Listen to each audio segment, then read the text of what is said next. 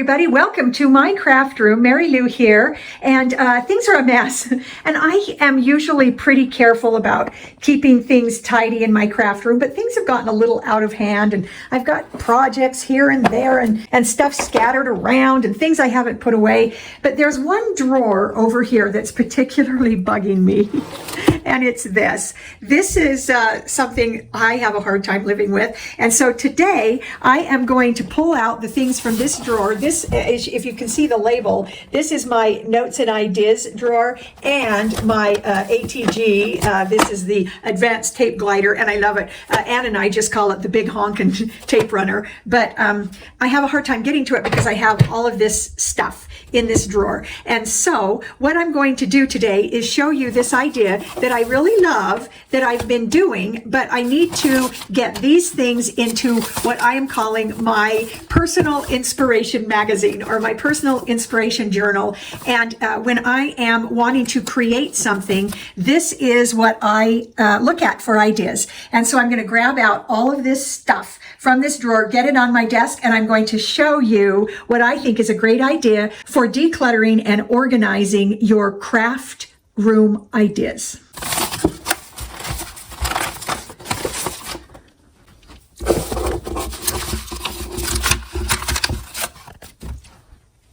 Okay, so here's everything from the drawer, and let me show you what some of this is. I have, a business card from Scrap Diva. I have a quote that I can barely read, and just some an idea of a video to watch, some scratch paper on a clip. Those things I'm going to just put away in my ephemera drawer where they go. But I have in here some color samples. I'll show you my favorite.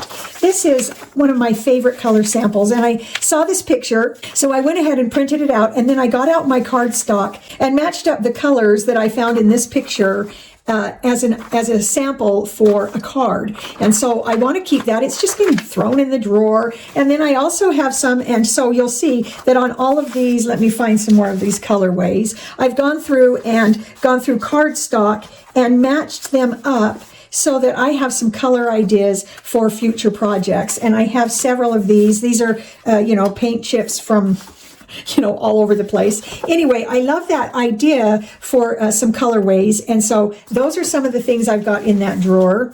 There's the book. I have some notes on some paper, some cardstock. I really love the cardstock from Concord and Ninth, and I created my own little swatch sample thing, but these are colors I actually have run low on, and I just have it in there. I haven't ordered it. I mean, it's just ideas. So that's something I'd like to keep control of. This is from my 1-2-3 punch board that does envelopes, bows, and boxes. And this actually has adhesive on it. This is also included on the board, but I thought this might be a good reference. Otherwise, I have screenshots that I have printed off, and I wrote on them where, basically the YouTube channel that I got those. Oh, look, I've got just blank paper that can be put away where it goes. I have a drawing for a Bible card that I did. I don't know if I've shown you these. I've been doing Bible cards of the names of Jesus, and this one is for my Song in the Night. This is how it turned out. Yeah, so that was my drawing for it, and that's the actual card and the back. So I really don't need that. So I'm going to go ahead and throw that away because I've already used it. If I wanted to refer back to that, I can look at the card, but I do draw out some of my cards that I'm going to do. And then I've shown you this swap I've been doing. My sister and I want to do a swap. There's some notes about that. Another colorway, and this is just old paper that could go to recycle, but I'm using it as just for taping and gluing, and then I'll just throw that away.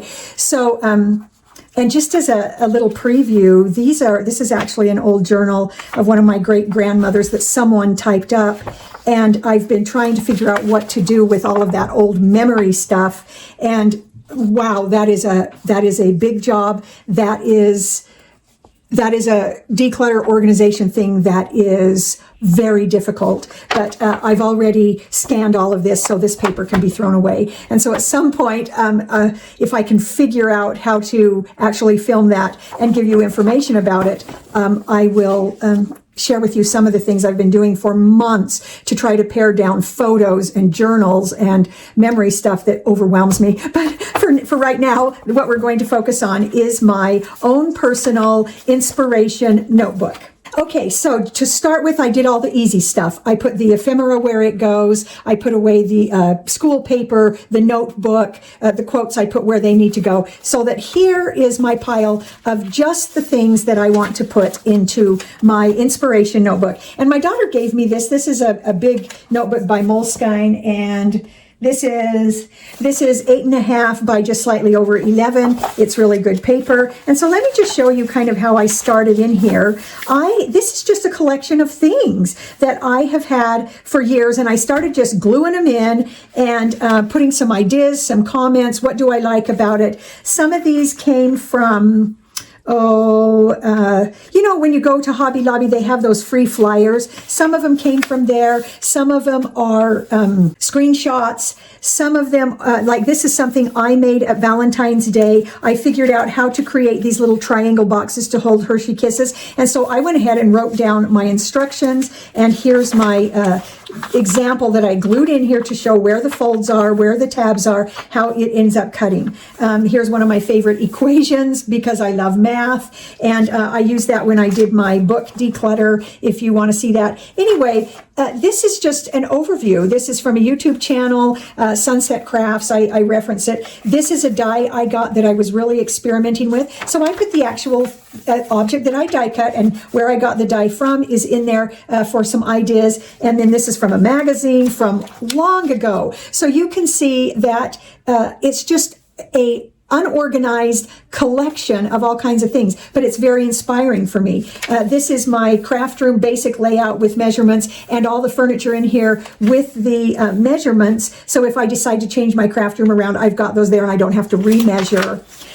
This is basically a card layout and an idea. So you can see, and if I know the source, I put it, this is just a watercolor idea from a card. I don't even know where I got it. So, and these are this whole page, and these two are completed projects that I did that I gave away, but I really liked them, and so I included them in here so that I can remake them again if I would like to do that. And so, and then here's some instructions. So I've had this explosion board for years, and a lot of times these instructions, I go, where did I put those? So now they are in the book so that I can always go there. In the very back of the book, I have put the instructions for how to load that, our big honkin' tape runner, because it is a little different from most tape runners. It's a little tricky. So also, as I get a new tool. So for example, the Shadow Box punch board, and I've shown this, and you've seen these little trays that I've made over and over and over with this punch board.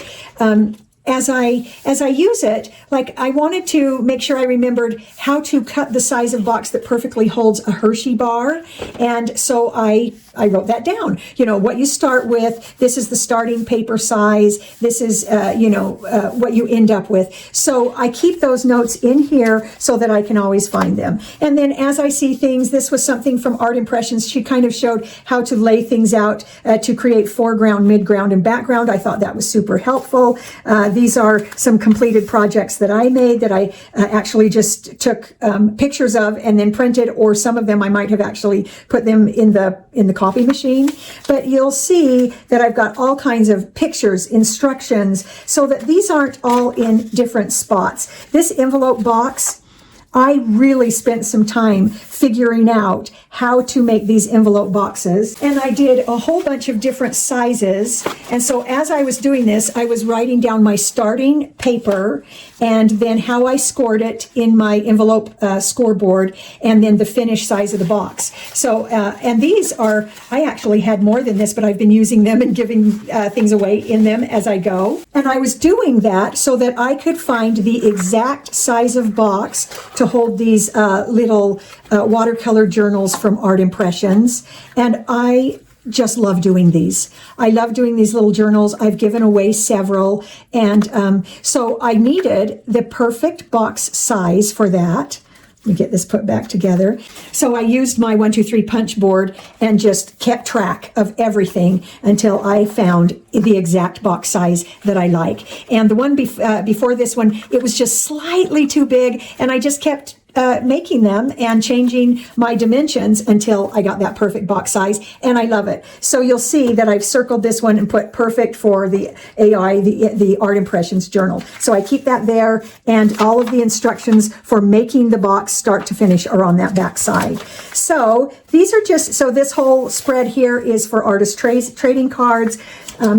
That's a project I have in one of my bins here that I've been working on. I, for the first time in my life, am going to a paper crafting expo in September. I'm so excited. And I heard that there's a lot of artist trading, card trading going on. And so I've been making some, and this is a way that I use to explore other styles and trying to expand my style to include all kinds of different things. So I've been making these artist trading cards, and so I have a whole bunch of ideas here for those trading cards. And then also just some things, something that came out recently from Tim Holtz and Sizzix, and I just liked how you can use one die and create for a whole bunch of different holidays. And then if you've seen recently, Anne and I did her Candyland junk journal, and so we made a list. We watched other people on YouTube and made a list of all these different things we could include in junk journals. And so that is what all of this is. And I actually love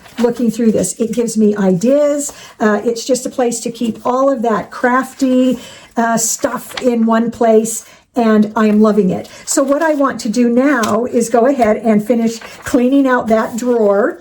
And so I'm going to go ahead, and since this is already got the adhesive on it, I'm just going to go ahead and stick this down. And you'll see as I do this, I'm not picky. With some things, I am incredibly careful, but in this book, the goal is quick and accessible. So I'm not going to go through and decorate this up and be super careful with it. I'm just going to start getting things in there. And so, and there's a couple of things here from Art Impressions I wanted to get on here. And I don't need that actual, the name of it on both of these.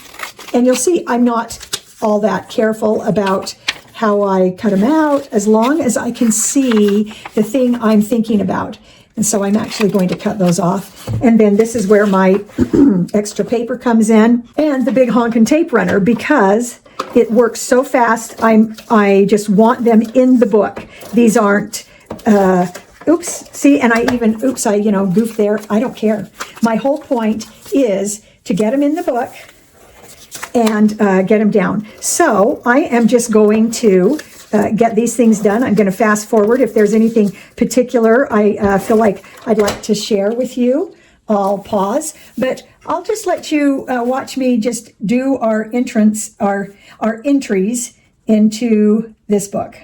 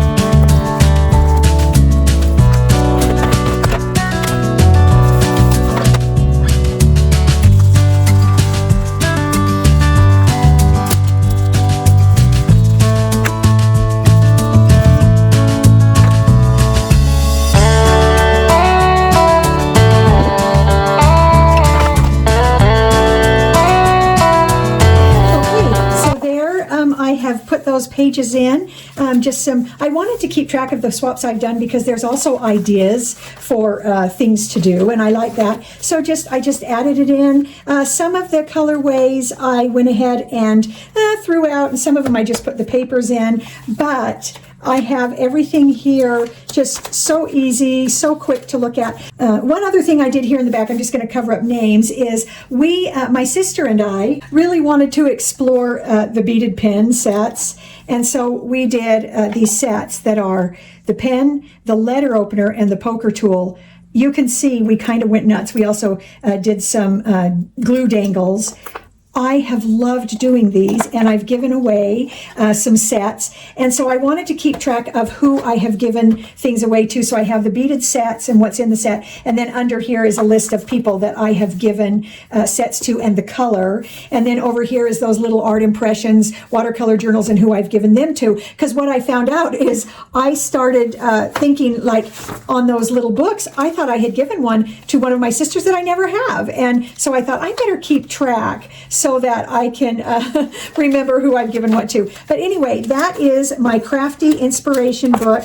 When I'm feeling a little bit, I want to make something, I don't know what, this is where I go, and it just gives me so much inspiration. One other thing that I've been trying to do, and maybe this page can illustrate it a little bit, when I get new dies, I like to experiment with that, and then that's what I did with this one. When I got this new die from KS Craft, I went ahead and made it, put it in, and then as I look through, it reminds me, oh, I have that die, or I have that thing that I can make, and it gives me some ideas for how to proceed. And so the book with some comments, like here, it was the colors in this that I liked so much, and I made a note that this is a great bright tropical summery one from Jen Cassell. The peaches, the pinks, the yellows, the fuchsia, and so sometimes I'll make a note to remind me of what it is that I liked that picture for. One of the examples of that is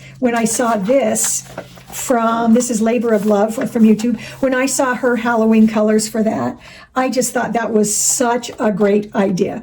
And I know what I'm looking at here. This is from Soleil & Craft, how she cleverly used her ticket dies. And so there's just a lot in there that is helpful to me, that I like to look at, that gives me ideas, and just gets my creative juices going. And so that is my very own personal creativity magazine that I can look at, and I can just keep adding all kinds of things into there as I craft. And if I need to, someday maybe I'll go to a second book, but now I can get things put away and have a nice clean drawer. And you could do this kind of book for any number of things. I actually have on my phone several pictures of some ideas for outdoors, for patios, for chicken situations. And so what I'm thinking of is to either designate part of this book to outdoor ideas, or just start a new book and just have my ideas for things in one place, so that I can even sit down with my husband and say, okay, I like this idea, this idea, this idea. Is there a way we can incorporate some of those outdoor ideas into our yard? But the ideas are all held together right there. And so I hope that's helpful for you. Now I can go ahead and just put those two things in my drawer and have a nice clean drawer, and things are organized, and I don't feel like things are scattered everywhere. So I hope that was helpful to you, and that maybe you'll think about making your own creativity journal and keeping track of ideas that you would like to try or have tried and want to remember. And so I hope your week is beautiful, and you find something good, beautiful, and true today, and we'll see you next time.